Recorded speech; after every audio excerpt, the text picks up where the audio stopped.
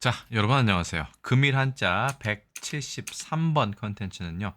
이 한자에 대해서 알아보겠습니다. 일단 이 한자 많이 보셨는지 모르겠습니다.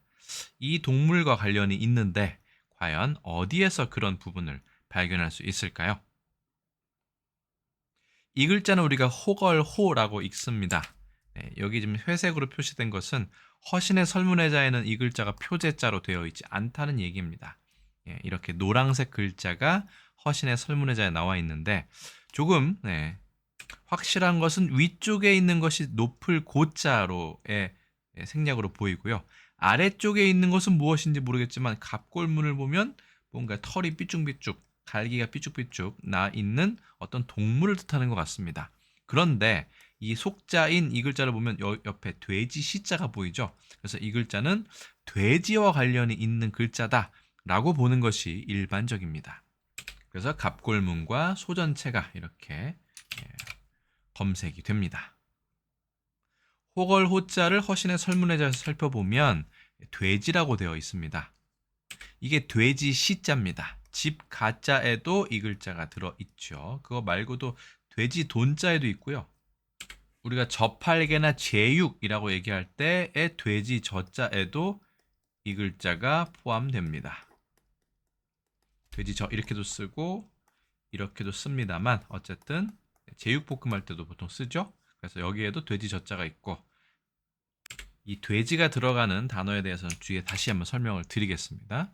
어쨌든 허신의 설문자를 다시 돌아와서 보시면 이가 갈기렵자입니다. 뭐 털이라고 봐도 되겠죠. 이 털의 모양이 마치 붓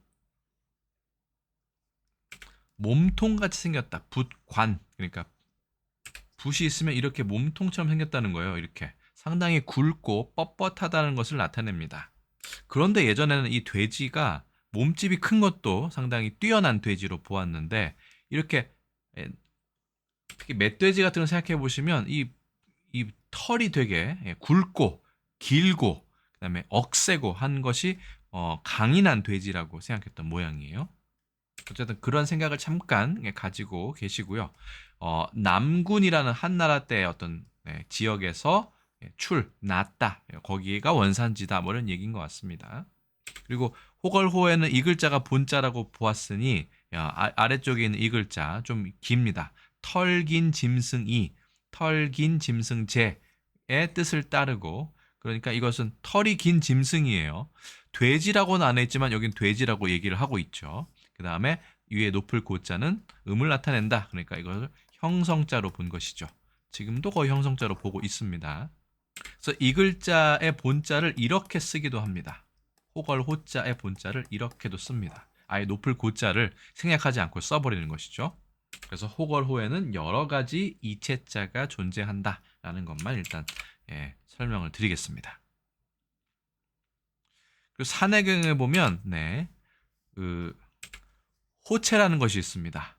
이것도 돼지고 이것도 돼지인데 이 돼지는 화살에 의해서 몸이 분리된 돼지라고 보시면 됩니다. 이걸 보시면 돼지인데 좀 불쌍하게 화살이 가운데를 관통해서 몸이 분리되어 있는 거죠. 양쪽으로 나뉘어져 있는 해체된 돼지를 얘기합니다. 어쨌든 둘 다 돼지인데요. 산해경에 보면 이런 말이 있습니다. 호체.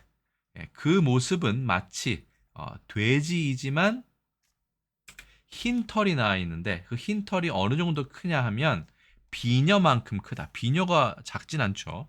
매우 굵고 뻣뻣하다는 걸 알 수 있습니다. 그리고 그 끝은 매우 검정색으로 생겼다. 이게 명나라 때 그린 것으로 추정되는 상당히 잘 그렸죠. 전설의 동물입니다. 어쨌든 산해경에 나오는 호체라는 동물인데요. 죽산이라는 곳에서 나는 거기서 출몰하는 그런 짐승, 괴수라고 해야 될까요? 뭐라고 표현이 됩니다. 어쨌든 중요한 것은 거기에 이 호걸호자가 나왔다는 것이죠.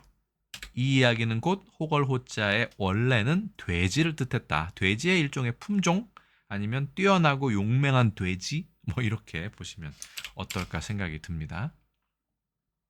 그래서 호걸호자는 준 3급이고요. 총 14획이고 돼지 시자가 물론 붓으로 지정되어 있습니다. 간화자, 일본의 신자체, 그다음에 뭐 타이완 등의 번체자 모두 다 같은 모양을 하고 있고요. 정자체 한번 쓰고 넘어가겠습니다. 하나, 둘, 셋, 넷, 다섯, 여섯, 일곱, 여덟, 아홉, 열, 열하나, 열둘, 열셋, 열넷 해서 14획이 됨을 알 수 있습니다. 높을 고자에 돼지 시자가 결합되어 있다.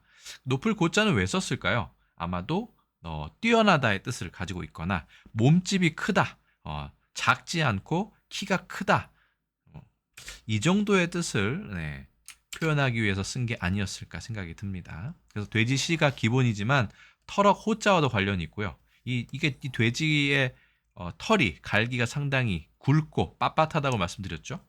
그래서 높을 고자에다가 털 모자가 있으면 이건 가는 털이긴 하지만 어쨌든 털억 호자와도 어느 부분 통하는 부분이 있다고 합니다. 지금은 통하지 않습니다만.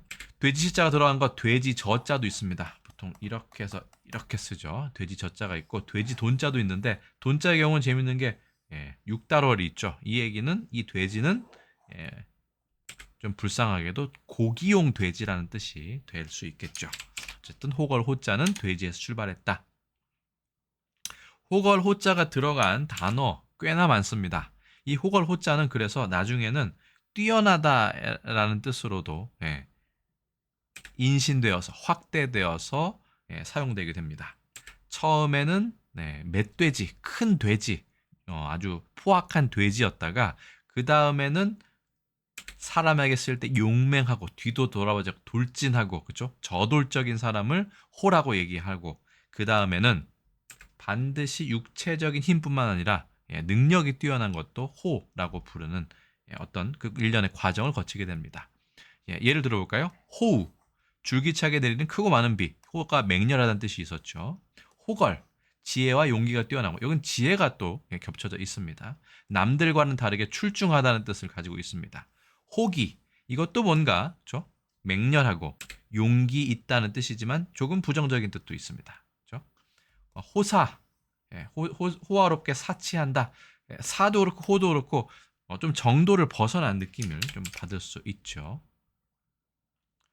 호족, 재산이 많고 세력이 강한 집안이지만 강하다의 뜻을 가지고 있는 걸 알 수 있습니다. 지방의 호족이죠. 호방하다 역시 마찬가지고요. 호기롭다. 호언, 호언장담 역시 조금은 분에 넘치는 말을 호언이라고 얘기합니다. 씩씩하고 용기는 있지만 반드시 사실에 부합하다고는 할 수 없는 호화롭다도 호사와 마찬가지죠. 호치라고도 합니다. 호강, 이거는 우리말 호강하다가 아닙니다. 세력이 뛰어나게 센 것을 얘기하고요. 호쾌하다, 역시 뭔가 좀 그렇죠? 주저하지 않는 모습입니다. 호탕하다, 역시 호기롭고 걸갈하다. 부호, 재산이 넉넉하고 세력이 있는 아주 강한 사람을 부호라고 얘기합니다. 강호, 실력이나 힘이 뛰어나고 강한 사람, 그런 집단. 문호, 이거는 용맹과는 관련이 없지만 어쨌든 그쪽 분야에서 뛰어나고 강하고 출중한 사람을 문호죠. 그렇죠? 이 문학 작품에서는 가장 강한 사람을 얘기합니다. 시호는 시를 매우 잘 짓는 시인을 얘기하죠. 토호, 어느 한 지방에서 토착해서 오랫동안 세력을 키운 강한 그런 집단을 토호라고 얘기합니다. 여러분 어떻습니까? 호걸호는 돼지에서 왔지만 나중에 많은 뜻으로 인신되어 있음을 알 수 있습니다. 그래서 오늘 금일 한자 173번 컨텐츠는요. 준3급의 호걸호에 대해서 알아보았습니다. 오늘 컨텐츠는 어떠셨는지 궁금합니다. 댓글로 알려주시고요. 저는 또 다음에 다른 컨텐츠에서 다시 인사드리겠습니다. 여러분 안녕히 계세요.